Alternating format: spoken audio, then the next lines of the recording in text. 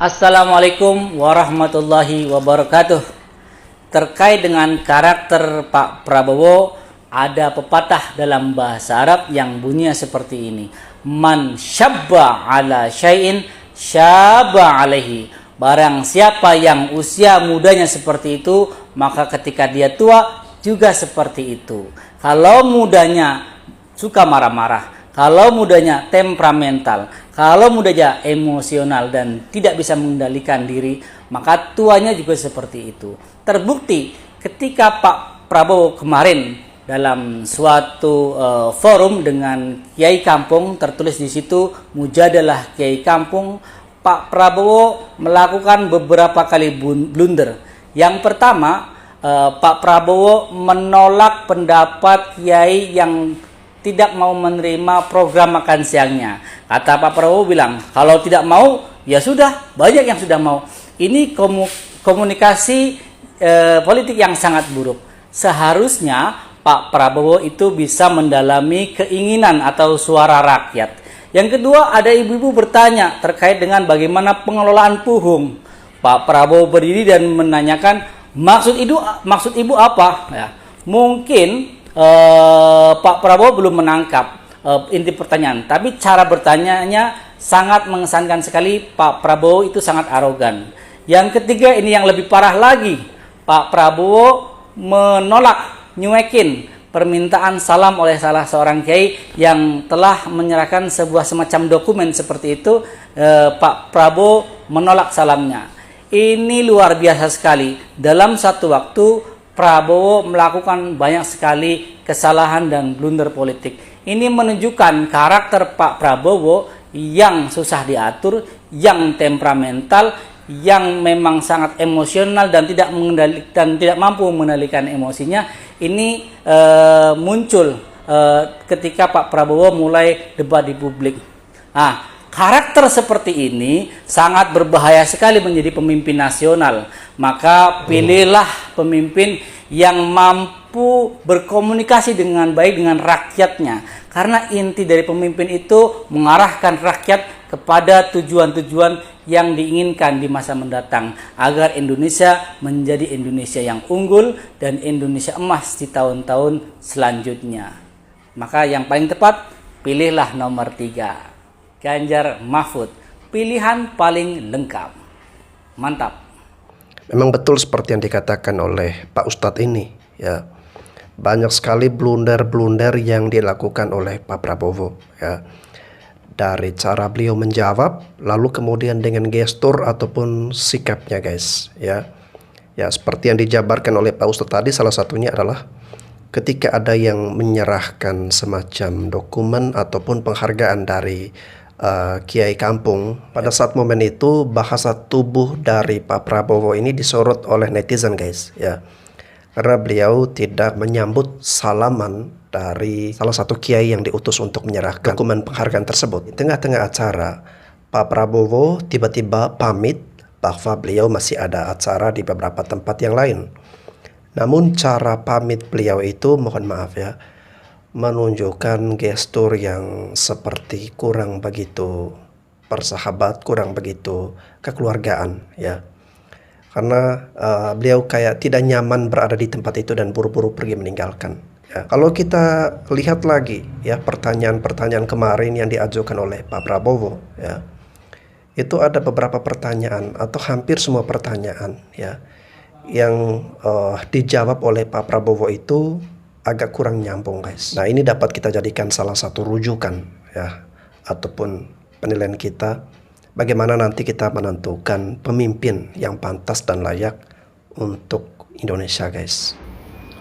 Wah, baru lihat video mujadalahnya Prabowo bersama Kiai Kampung di Malang beberapa hari yang lalu yang dimoderatori oleh Effendi Ghazali. Saya jadi ketawa. Kenapa saya ketawa? Ya, akhirnya tabiat perilaku ya muncul juga, meskipun selama ini kemudian dipoles dengan hal-hal temeh-temeh yang katanya gemoy lah, ini itu dan lain sebagainya. Kemudian karakternya muncul lagi dalam acara mujadalah bersama Kiai Kampung kemarin. Saya entah kenapa berpikir seolah-olah bahwa Prabowo ini tidak paham apa itu mujadalah gitu loh. Namanya aja sudah mujadalah. Mujadalah itu kan diskusi, sharing, berbagi argumentasi, berbeda pendapat. Itu kan mujadalah. Apalagi mujadalahnya bersama kiai yang notabene-nya mestinya lebih kepada hal-hal yang bersifat fundamentalis agamis gitu. Artinya hal-hal yang dibicarakan berkaitan dengan fundamentalis agamis gitu. Menarik sih sebenarnya apa yang disampaikan oleh salah satu kiai pas ketika dia mencoba untuk memberikan pendapat berkaitan dengan gagasannya Prabowo yang katanya mau ngasih makan santri. Saya pikir yang disampaikan kiai ini benar, karena saya juga pernah nyantri. Ketika santri disuguhin hal-hal yang begitu memabukkan, hal-hal yang instan, itu kan kemudian membuat santri ini seolah-olah hilang nilai perjuangannya. Santri ini kan identik dengan nilai perjuangan, bagaimana dia berjuang di pesantren, bagaimana dia harus memanage waktu dan lain sebagainya, itu kan begitu. Kemudian direaksi oleh Prabowo dengan tanda kutip ya, yang menurut saya secara arogan ya, menurut hemat saya. Jadinya hal-hal yang selama ini dipoles seolah gemoy lah ini itu hilang sejenak, hilang seketika, bukan hilang sejenak ya, hilang seketika. Jadi langsung muncul tabiatnya. Apalagi muncul lagi ketika salah satu kiai memberikan dokumen sebuah dokumen mau salaman tidak diterima. Kemudian ia pamit dengan cara yang sangat dalam tanda kutip ya kurang beradab lah menurut saya. Mestinya kalau ketemu sama kiai yang notabene-nya itu adalah pemimpin agama, mestinya kan tawaddu lah, andab asur begitu. Ini tidak, dia teriak-teriak, saya ada 3 acara lagi begitu, tanpa salam lagi. Itu kan aneh. Ya. Secara tidak langsung kita juga harus bersyukur dengan acara Mujadalah bersama Kiai Kampung kemarin, yang akhirnya masyarakat Indonesia bisa melihat dan menilai tabiat asli dari Pak Prabowo yang selama ini selalu digembar-gemborkan oleh para simpatisan, pendukung maupun media-media yang sedikit berat sebelah kepada Pak Prabowo, bahwa Pak Prabowo ini gemoy, Pak Prabowo ini lucu, imut ya, bersahaja. Dengan adanya acara Mujadalah bersama Kiai Kampung kemarin, yang akhirnya bisa memberikan alternatif ya penilaian kepada teman-teman yang masih ragu, yang belum terlalu mendalam mengenal sifat atau tabiat dari Pak Prabowo ini. Mungkin mereka bisa melihat akan hal ini lalu kemudian dijadikan satu keputusan ya, apakah ini kita layak untuk dijadikan pemimpin ataukah tidak. Dibikin riang gembira, anak-anak muda jangan dipertontonkan yang buruk-buruk. Assalamualaikum warahmatullahi wabarakatuh. Saya akan menjawab calon wakil presiden dari koalisi 02, Gibran Raka Buming Raka. Anda bilang apa? Politik itu harus kita yang bikin asik-asik, kita bikin riang gembira, jangan pertontonkan hal-hal yang buruk-buruk. Bos, ke cermin dulu bos sebelum ngomong bos. Ya, yang mempertontonkan drakor drama Korea yang buruk-buruk itu Anda. Tak kasih tahu satu, ambang batas umur minimal menjadi capres atau cawapres menurut aturan konstitusi, menurut undang-undang itu adalah 40 tahun. Itu bisa panjenengan rubah menjadi yang penting bisa, yang penting sudah menjabat pejabat publik selama 2 tahun. Itu yang bisa menabar aturan konstitusi itu Anda, karena paman Anda berperan di Mahkamah Konstitusi. Itu satu. Yang kedua, sampeyan tidak menjadi tauladan, menjadi generasi yang baik untuk anak-anak muda yang akan datang. Saya bilang apa? Saya ikut aturan Partai Tegak Lurus mendukung Pak Ganjar Pranowo menjadi presiden. di 2024. Kenyataannya Anda loncat ke Golkar menjadi wakilnya Pak Prabowo. Menjadi kutu loncat itu tidak mendidik. Itu kasih pemandangan yang buruk terhadap generasi-generasi muda. 2, ya. Yang ketiga, kurang apa PDI sama sampean? PDI punya kader yang lain. Sebelum Anda menjadi wali kota, Anda dicalonkan menjadi wali kota. Memang benar yang memilih masyarakat, tapi atas rekomendasi dari PDIP. Padahal PDI punya calon lain, tapi Anda yang dinaikkan menjadi wali kota.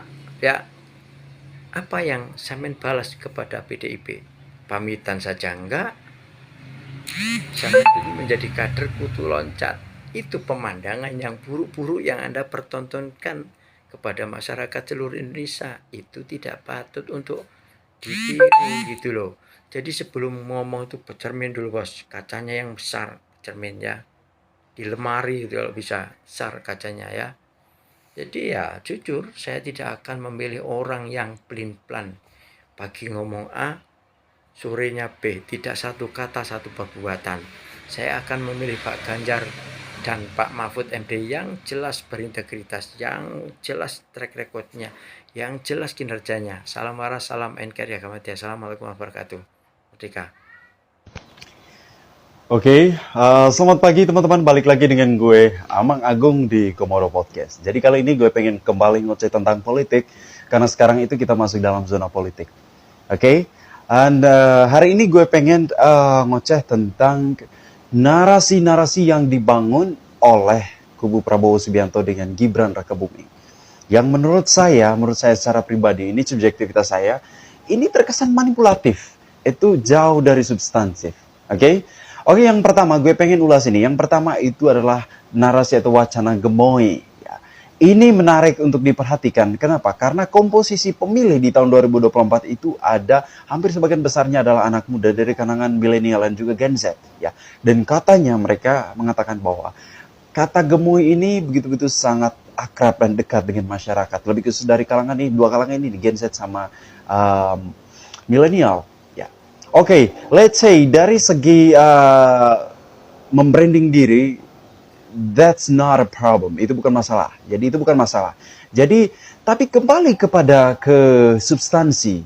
Saya pikir substansi jauh lebih penting ketimbang tentang hal-hal yang permukaan banget ya.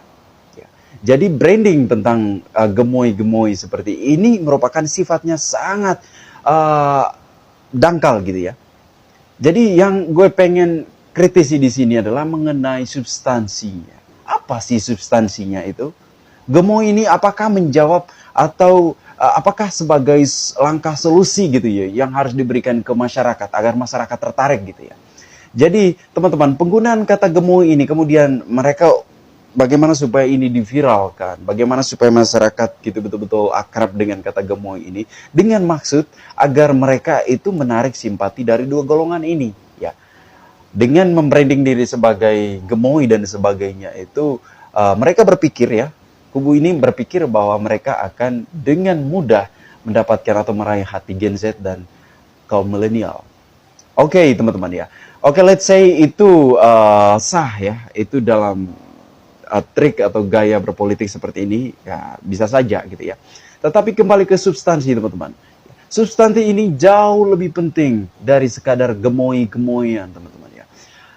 Pertanyaan saya gini, apakah ketika kita menyampaikan persoalan bangsa contohnya, turunkan harga barang-barang pokok, masalah barang pokok kita sekarang merajalela, apakah jawabannya adalah gemoy? Itu tidak teman-teman. Apakah ketika anak-anak muda yang menjadi target mereka itu menyampaikan bahwa masyarakat anak-anak muda dua kalangan ini sejauh ini kesulitan untuk mendapatkan pekerjaan, apakah jawabannya adalah gemoy? Apakah ketika Pak Prabowo Subianto pergi ke universitas dan berbicara di sana, ketika ada mahasiswa bertanya, Pak, apa solusi Bapak untuk kami anak-anak generasi muda yang tidak atau kesulitan mendapat pekerjaan? Apakah jawaban Prabowo akan mengatakan gemoy gitu? Gemoy. Inilah yang saya maksud substansi ya. Substansi itu jauh lebih penting. Masyarakat Indonesia itu begitu banyak dengan kompleksitas persoalannya. Apakah kemudian Prabowo nanti cuman bilang gemoy gitu? Ketika orang tanya stunting, apakah Prabowo bilang gemoy gitu? Apakah Prabowo bilang tentang masalah HAM gitu dan sebagainya? Apakah Prabowo cuman bilang gemoy gitu? Enggak, ya. Indonesia ini terlalu mahal untuk dikorbankan ya dengan kata-kata gemoy, branding diri seolah-olah dekat dengan masyarakat, tetapi sama sekali tidak memberikan jawaban substantif atas persoalan gitu ya. Jadi poin dari saya teman-teman ya, masyarakat Indonesia dimanapun kalian berada yang menonton video ini, jangan terkecoh dengan trik manipulatif seperti ini, ya, narasi atau wacana manipulatif seperti ini, tetapi cek tentang substansinya.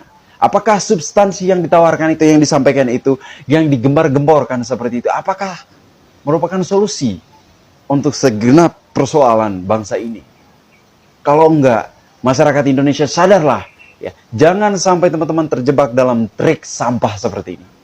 Kita kembali lagi cek substansinya. Oke? Itu yang pertama. Ini wacana dan narasi yang dibangun oleh kubu Prabowo yang pertama. Yang kedua adalah Gibran representasi dari anak muda. Ini juga langkah manipulatif ya. Kenapa? Oke, apakah benar Gibran ini sebagai representasi anak muda? Oke, dari segi umur, let's say, bisa terbilang ya betul. Ya, itu representasi anak muda dari segi umur ya. Tetapi apakah kita cuma lihat dari segi umur doang gitu ya?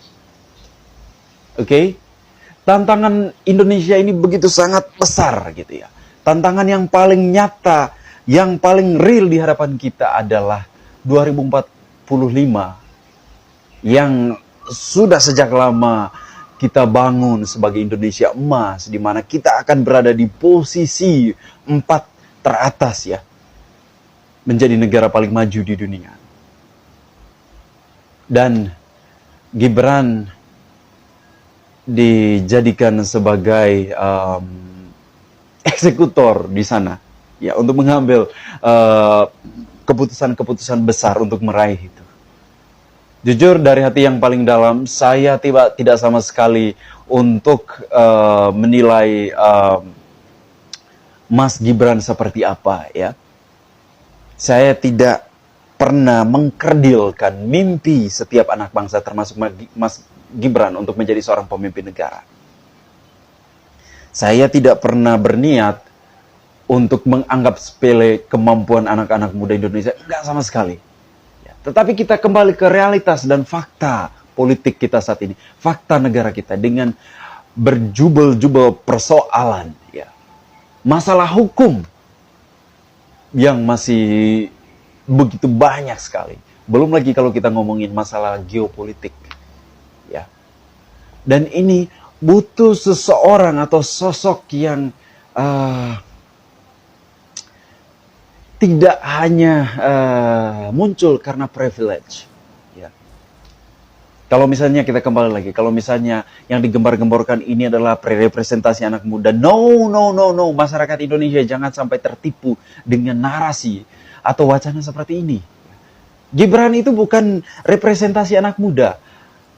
Masyarakat Indonesia harus tahu, komposisi masyarakat Indonesia ini sebagian masih tergolong menengah ke bawah. Artinya, banyak anak muda yang berangkat dari kesusahan. Apakah Mas Gibran berangkat dari kesusahan? Enggak. Ya. Gibran itu tumbuh dari berjuta-juta privilege. Ya.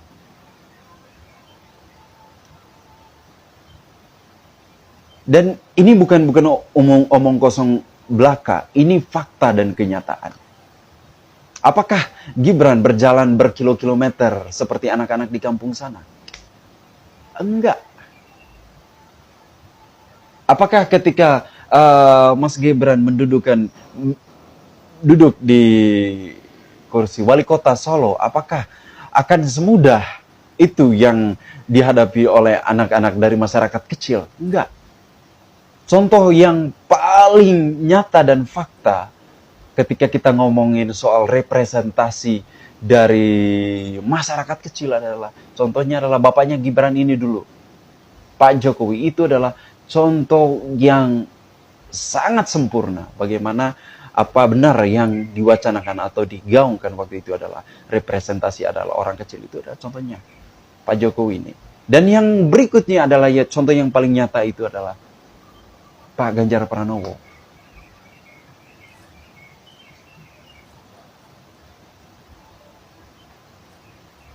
Oke, jadi kalau misalnya kubu Prabowo menggempar-gemborkan atau memberi framing atau memberi wacana seolah-olah Gibran ini mewakili anak muda, no.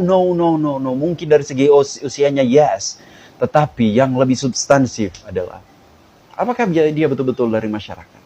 Apakah dia sudah mengunjungi ke seluruh pelosok negara Kesatuan Republik Indonesia bertemu anak-anak mudanya? Enggak. Apakah dia bertatih-tatih dari bawah kemudian sampai kepada puncaknya itu seperti anak-anak muda yang lain? Enggak. Gibran ini muncul dari rahim privilege yang sangat besar. Dan itu puncaknya itu adalah privilege dia sebagai seorang anak presiden dengan mengobrak-abrik hukum di negara Kesatuan Republik Indonesia. Dan itu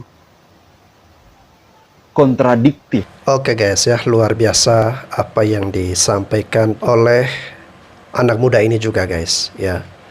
Jadi anak muda yang video saya reaksi ini dan juga termasuk saya dan juga jutaan anak-anak muda Indonesia lainnya ya. Kita memikirkan hal yang sama ya. Bukan berarti karena dia usianya muda lantas kita mengambil kesimpulan bahwa oh dia adalah representatif. Ya, representasi dari anak-anak muda. Dia sudah sangat layak menjadi pemimpin karena dia merepresentasi anak muda. Ya, meskipun dia tidak harus melewati anak tangga menuju puncak kesuksesan. Ya, anak-anak muda yang memiliki rasional yang baik, dia akan sangat menghargai yang namanya proses, guys. Oke, sebelumnya saya menyaksikan video ketiga pasangan calon ataupun juga wakil presiden ini diundang ke acara Mata Najwa. Lalu kemudian di acara penutup Mata Najwa tersebut, Pak Mahfud MD lalu mengambilkan hadiah guys ya. Hadiah itu ada anak tangga, lalu kemudian ada manusia ya. Manusia tangga pertama, tangga kedua, tangga ketiga. Lalu di hadapan Gibran, Pak Mahfud MD bilang begini, Mbak Nana, ini hadiah untuk Mbak Nana ya. Ketika Mbak Nana ingin meraih kesuksesan, harus berproses dulu dari bawah. Ya, jangan langsung melangkah ke atas. Ya, itu proses nilai yang harus kita hargai, harus kita lalui, guys. Ya. Nah sekarang kalau kita balik lagi kepada Mas Gibran yang saat ini sudah dimajukan sebagai wakil presiden. Ya, mari kita lihat prosesnya, guys. Ya, prosesnya masih menjadi wali kota Solo 2 tahun. Ya. Apakah dengan modal wali kota Solo 2 tahun lantas kita percaya menjadi wakil presiden? Masih mending percayakan saja kepada mantan Bupati Ngada ya, yang ada di NTT ya, di wilayah saya. Itu sudah 5 tahun dia menjabat ya. Nah sebaiknya mantan Bupati Ngada saja yang dipanggil ya, ataupun bupati-bupati lain yang sudah menjabat 5 tahun ya, itu yang dipakai untuk menjadi wakil presiden. Itu kan lebih baik, pengalamannya lebih banyak ya. Kenapa harus kita pakai yang pengalamannya baru 2 tahun ya? Ini jelas proses politik seperti ini yang harus kita lawan, jangan dibiarkan ya. Coba ikuti jejak Pak Jokowi, ayah Anda, yang berproses dari wali kota, gubernur, lalu kemudian menjadi presiden. Nah seperti itu proses yang harus dilalui, proses yang kita hargai ya, yang akhirnya karena kapasitas dan pengalaman itu dijadikan modal untuk bisa memimpin bangsa dan negara kita ini. Lantas bagaimana ketika Anda belum berpengalaman, Anda mau memimpin bangsa dan negara kita ini yang begitu luas, begitu besar dengan segala macam keanekaragaman suku, budaya, agama, bahasa, dengan berbagai kelimpahan rezeki, kekayaan alam yang berlimpah ruah di seantero negeri Nusantara ini ya, dipimpin oleh orang yang belum berpengalaman. Oke guys, terima kasih, sampai jumpa lagi.